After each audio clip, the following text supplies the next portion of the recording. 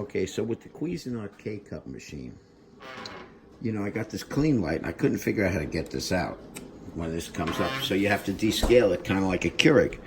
So, you know, I couldn't really find anything. But then after searching, it's 23 ounces of water you got to put in there first. I use that water filter, by the way, just to help filter it. And that's what I use. And then you got to put in 13 ounces of vinegar. So let's do 13 ounces of vinegar.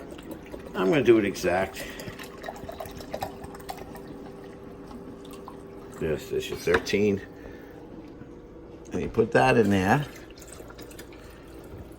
Mixed up in, you know what? I'm going to give it the rest of it too.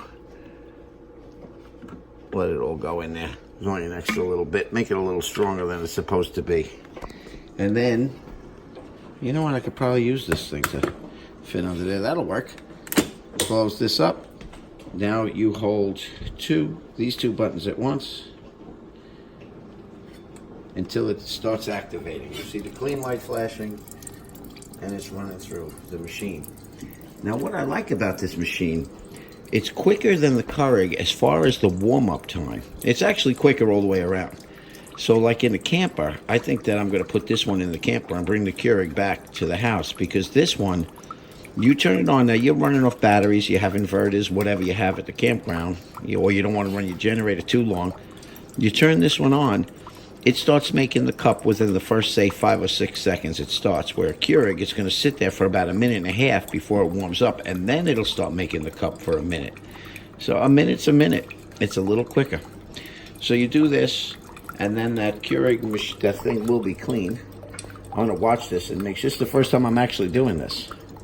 I want to watch this and make sure it doesn't like overflow. The other thing I like is I could fit my full-size 7-Eleven cup in there. People complained about the thing being too high off the ground and it splashes out. Well, I don't put a little baby cup in there. I'm a coffee drinker.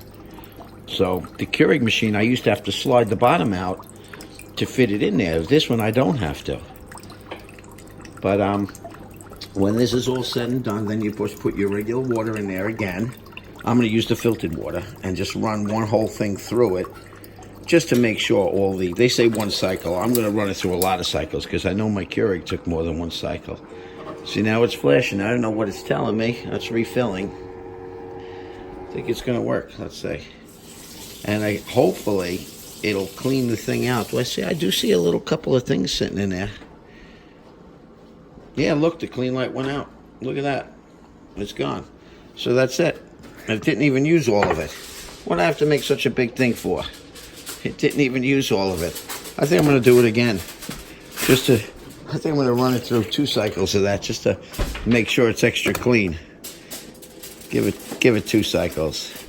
I'm going to do another one. But that's it. And the clean light did go out. I'm just going to give it another cycle because I feel like I wasted a lot of water. It didn't use that much and it cleaned itself out. But maybe that's because I used filtered water. I hope that helped anyone trying to figure out how to get that clean light out, because it took me a while.